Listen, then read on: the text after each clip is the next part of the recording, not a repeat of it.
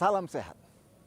Tahukah Anda bahwa pengendalian diri kita adalah obat antivirus yang manjur? Bersama saya, Alvin Rantuk, dari Rumah Sakit Advent Bandung, akan membagi kepada kita semua obat antivirus yang manjur tersebut.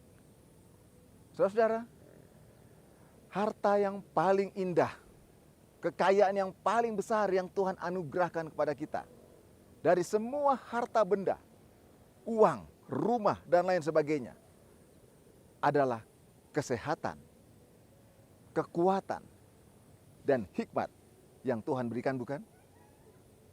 Ketika Tuhan berikan kepada kita hikmat akal budi untuk bisa mengontrol apa yang Tuhan percayakan kepada kita, termasuk diri kita, itu merupakan harta yang paling indah. Bagaimana kita bisa mengendalikan hal tersebut? Manusia diciptakan sempurna, lebih sempurna dari semua makhluk ciptaan yang lain. Hanya perbedaannya dengan makhluk ciptaan yang lain, yaitu manusia diberikan pola pikir, kemampuan memilih untuk memilih mana yang baik, mana yang benar, dan mana yang tidak baik, dan mana yang salah. Oleh karena itu, kemampuan untuk mengendalikan diri kita akan menolong kita untuk bisa mengontrol tubuh kita, mengendalikan tubuh kita, termasuk sistem kekebalan tubuh kita untuk mengatasi virus, kuman, bakteri yang akan masuk ke dalam tubuh kita. Kita pernah dengar seorang pemimpin besar yang bersama Alexander the Great, Alexander Agung, pada zaman pemerintahan Kekaisaran Romawi. Dia seorang ahli perang. Dalam usianya yang masih 30 tahun, dia telah menguasai dunia. Tetapi dia meninggal pada umur yang 32 tahun.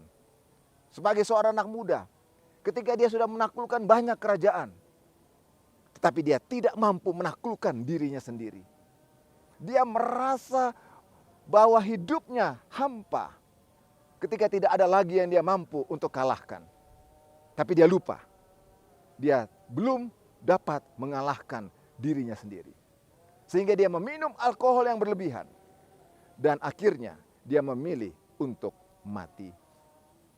Kita pernah dengar nama Ranjan Das, seorang CEO SAP yang sangat terkenal. Dia makan baik, olahraga teratur dengan baik. Dia meninggal pada usia 40 tahun. Oleh karena dia tidak bisa mengendalikan dirinya untuk istirahat yang cukup. Dia hanya tidur 4 jam setiap hari. Dia memilih untuk melakukan yang tidak baik bagi dirinya. Saudara-saudara, kesehatan itu adalah merupakan pilihan untuk melakukan yang baik dan tidak melakukan yang buruk. Dan itu ada standarnya. Dan standarnya adalah pengendalian diri kita. Saudara, pengendalian diri ini akan berhubungan dengan otak kita. Tubuh kita dikontrol oleh otak besar kita. Ketika kita membiarkan diri kita mengikuti selera kita, selera makan, nafsu kita, keinginan-keinginan yang merusak tubuh kita, kita pikir itu akan menolong kita. Ternyata tidak, saudara-saudara. Ketika kita gagal untuk mengontrol dan mengendalikan diri kita itu, otak besar kita ada di frontal lobe ini, dikalahkan oleh nafsu-nafsu kita yang dikontrol oleh otak bagian bawah. Dan ini akan menghancurkan sistem tubuh kita, termasuk sistem kekebalan tubuh kita sendiri. Saudara-saudara, otak kita bagian depan disebut dengan prefrontal cortex. Dan otak bagian bawah disebut dengan limbik, sistem limbik. Dan harusnya ketika kita memilih, mempertimbangkan dengan otak pilihan ada di prefrontal cortex tadi, itu akan mengontrol sistem nafsu kita. Hidup manusia adalah pilihan. Sejak kita bangun tidur sampai mau tidur malam, itu adalah pilihan. Kita mau makan atau tidak mau makan. Kita menolak yang baik atau melakukan yang buruk adalah pilihan kita. Tapi bila mana kita terbiasa untuk melakukan pilihan-pilihan yang buruk, itu akan merupakan suatu jalan yang akan terus terbentuk dan akan sukar untuk kembali lagi. Itu akan mudah menjadi refleks dalam kehidupan kita.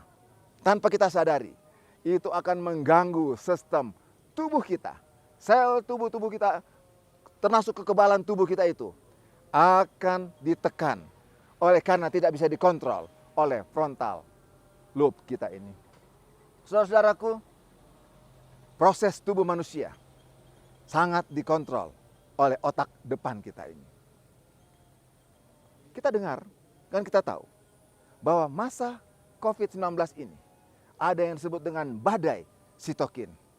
Badai sitokin adalah suatu sistem kekebalan tubuh manusia yang menjadi kacau karena tidak bisa dikendalikan oleh otak depan kita.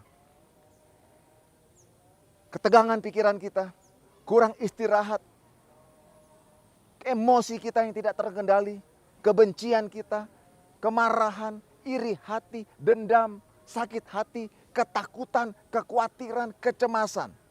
Semuanya itu akan merepresi, menekan sistem sel tubuh kita.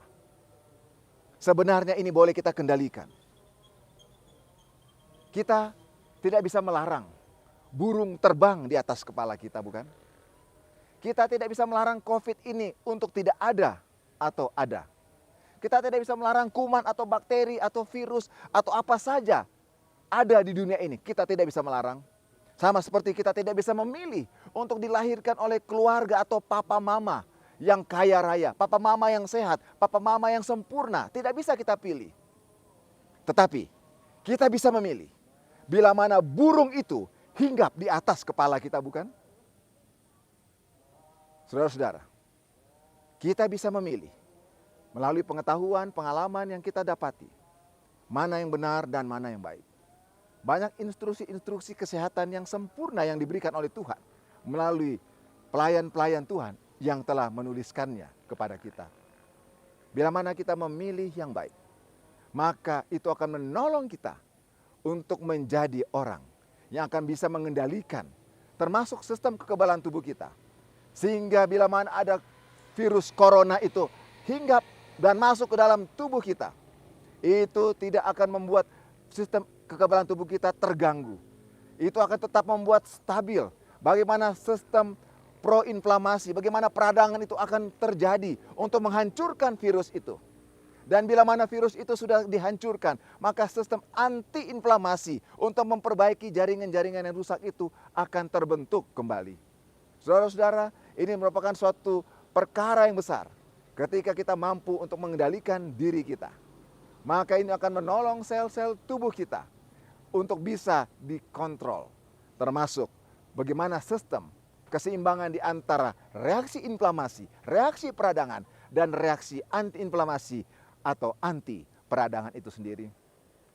Sehingga ketika virus corona itu masuk, atau bahkan penyakit-penyakit virus yang lain, penyakit bakteri, bahkan termasuk sel-sel yang terjadi perubahan oleh karena seperti sel kanker, itu akan mudah diatasi oleh tubuh kita. Saudara, luar biasa. Biarlah kita akan gunakan kemampuan memilih kita itu. Kebebasan memilih yang dipercayakan kepada kita untuk kendalikan saat mana kita bangun pagi. Ada pikiran, bisa negatif atau positif. Saya mau berdoa atau tidak berdoa. Saya mau berpikir mencelakakan orang lain atau menolong orang lain. Pilihlah untuk berpikir positif. Karena ketika kita berpikir positif, kita akan berkata dan melakukan tindakan yang positif. Itu adalah perbuatan baik yang akan menolong orang lain. Sehingga ketika orang lain ditolong, diri kita juga tertolong. Inilah yang disebut dengan efek penyembuhan ganda. Saudara-saudara, ketika kita menggunakan kuasa memilih untuk mengendalikan diri kita dari selera kita, dari emosi kita, dari segala sesuatu yang bisa merusak tubuh kita, maka itu akan membuat jalur yang baik kembali dan tubuh kita akan menjadi sehat. Saudara, pengendalian diri itu wow banget. Saya berdoa, kita akan tetap sehat selalu. Dan bila mana kita sedang sakit saat ini, kita akan cepat pulih. Karena memiliki obat yang manjur itu, yaitu pengendalian diri. Sampai jumpa.